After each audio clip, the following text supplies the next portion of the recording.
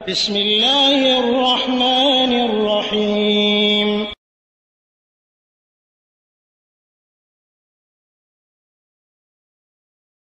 بسم الله الرحمن الرحيم الحمد لله رب العالمين والصلاة والسلام على أشرف الأنبياء والمرسلين نبينا محمد وعلى آله وأصحابه أجمعين أما بعد ওয়ালাইকুম আসসালাম ওয়া রাহমাতুল্লাহি ওয়া বারাকাতুহু। সম্মানিত আব্দুল মালিক ভাই, আপনি তায়েফ থেকে প্রশ্ন করেছেন সূরা হাজের ৭৮ নম্বর আয়াতের ব্যাখ্যা চাচ্ছেন আপনি।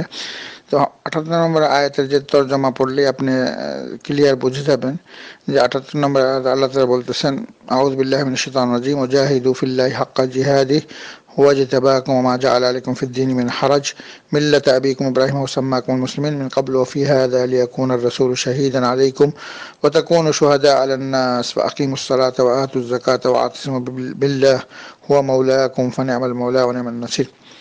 এখানে আল্লাহ তাআলা বলতেছেন, আর আল্লাহর পথে জেহাদ করো যেভাবে জেহাদ করা উচিত।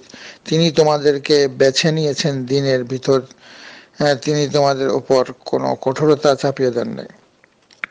এখানে আল্লাহ তাআলা বলতেছেন যে দিনটা এমন একটা সহজ দিন যেটার মধ্যে কঠোরতা নাই, এটাই তোমাদের পিতা ইব্রাহিমের দিন।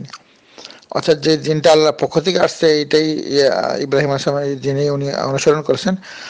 আল্লাহ তোমাদের নাম রেখেছেন, এখানে আল্লাহ নাম রেখেছেন, ইব্রাহিম আলাইহিস সালাম নাম রেখেন নাই। হুয়া সাম্মাকুমুল মুসলিমিন, মানে আল্লাহ তাআলা তোমাদের নাম রেখেছেন মুসলমান, এবং তোমাদের পূর্বে যারা ছিল তাদের নামও এখানে মিন ক্বাবলু ওয়া ফি হাযা, এই নামটা তোমাদের রেখেছেন আল্লাহ তাআলা মুসলমান, এবং তোমাদের পূর্বেও যারা ছিল তাদের নাম আল্লাহ মুসলমান রেখেছেন। এখানে আপনি প্রশ্ন করেছেন যে তাহলে পূর্বের নবীরা কি মুসলমান ছিল না? পূর্বের সমস্ত নবী এবং যারা তাদের অনুসারী সবাই মুসলমান ছিল, যা এই নামটা তো আল্লাহ তাআলাই রেখেছেন। এখানে পবিত্র কোরআনে আছে, ওমান আহসানু কাওলাম মিম্মান দাআ ইলাল্লাহি ওয়া আমিলা সালিহান ওয়া ক্বালা ইন্নানী মিনাল মুসলিমিন। সবচেয়ে ওই ব্যক্তির কথা চাই উত্তম কথা কি হইতে পারে? সূরা ফুসসিলাতের 33 নম্বর, যে নিজেকে আল্লাহর দিকে ডাকে, আহ্বান করে এবং নিজেকে মুসলমান বলে। তো এখানে এই হিসাবে ইব্রাহিম আলাইহিস সালাম দোয়া করছেন, রব্বি জাআলনি মুসলিমাইন লিকা, আল্লাহ তুমি আমাদেরকে মুসলমান বানাও এবং আমার বংশের মধ্যে নবী প্রেরণ করো। এই জন্য এখানে পিতা যে বলা হয়েছে, পিতা হলো উনি নবী সমস্ত মুসলমানদের না, সেটা সঠিক যেটা সেটা হচ্ছে ইব্রাহিম আলাইহিস সালাম আরবদের পিতা এবং সমস্ত নবী রসুলদের পিতা।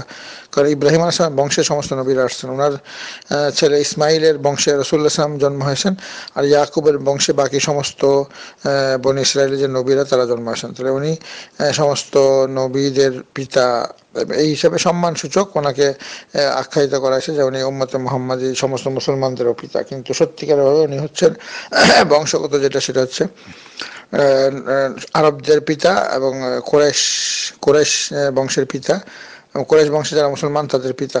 ঠিক তেমনিভাবে সমস্ত নবী রসুলদের পিতা বনী ইসরায়েলদের। আর এখানে ইসমাইলের বংশে আসছে রাসূলুল্লাহ সাল্লাল্লাহু আলাইহি ওয়াসাল্লাম, আর ইয়াকুবের বংশে বাকি সমস্ত নবীরা আসছে এই হিসাবে।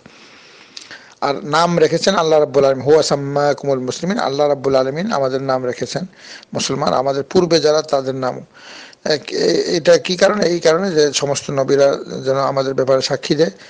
আল্লাহ তাআলা বলেছেন, ফি হাযা লিয়াকুনা আর-রাসূলু শাহীদান আলাইকুম ওয়া তাকুনু শুহাদা আলান-নাস, এবং আমরা যেন মানুষের সাক্ষীদাতা হই এবং সমস্ত পূর্বের নবীরা আমাদের সাক্ষী। এখানে আল্লাহ তাআলা কারণটা বলে দিয়েছেন যে মুসলিম পূর্বেও, মানে তোমাদের নাম রেখেছেন মুসলিম পূর্বেও, আর এ কিতাবেও এই নামই দেওয়া হয়েছে যাতে রসুল তোমাদের জন্য সাক্ষী হয় আর তোমরা সাক্ষী হও মানব জাতির জন্য। কাজেই তোমরা নামাজ প্রতিষ্ঠা করো, যাকাত দাও, আর আল্লাহকে আঁকড়ে ধরো, তিনি তোমাদের অভিভাবক। কতই না উত্তম অভিভাবক আর কতই না উত্তম সাহায্যকারী আল্লাহ রাব্বুল আলামিন। এখানে ইব্রাহিম আলাইহিস সালাম কে যে বলা হয়েছে, উনি আল্লাহ রাব্বুল আলামিন সমস্ত মুসলমান নাম রেখেছেন, নবীদেরকেও মুসলমান সম্বোধন করেছেন, এবং সমস্ত নবীরা বলছে আনা আউয়ালুল মুসলিমিন, আমি প্রথম মুসলমান। ইব্রাহিম আলাইহিস সালাম বলছে আমি মুসলমান, মুসা আলাইহিস সালাম বলছে আমি মুসলমান, রাসূল সাল্লাল্লাহু আলাইহি ওয়াসাল্লাম বলছে আমি মুসলমান। তো এই নামটা আল্লাহ তাআলা পূর্বে যারা মুসলমান ছিল, মানে আল্লাহর আনুগত্যকে তাওহীদকে যারা স্বীকার করেছে, নবী রাসূল সবাইকে আল্লাহ তাআলা এই নামকরণ করেছেন মুসলমান হিসেবে, এবং আমাদেরকে বিশেষ করে উম্মতে মুহাম্মাদীর নামও আল্লাহ তাআলাই রেখেছেন। কিন্তু এখানে ইব্রাহিম আলাইহিস সালাম আমাদের জন্য একটা দৃষ্টান্ত, আদর্শ, কারণ তিনি যেভাবে আল্লাহর পরীক্ষায় উত্তীর্ণ হয়েছেন এবং আল্লাহর কাছে উনি যে প্রার্থনা করেছিলেন যেন আল্লাহ তাআলা ওনাকে সমস্ত এরপরে যত নবী রাসূল আসবে ওনার বংশের জন্য আসে, এটা আল্লাহ কবুল করেছেন। এই হিসাবে উনি কুরাইশ বংশের পিতা এবং সমস্ত নবী রাসূলদের পিতা।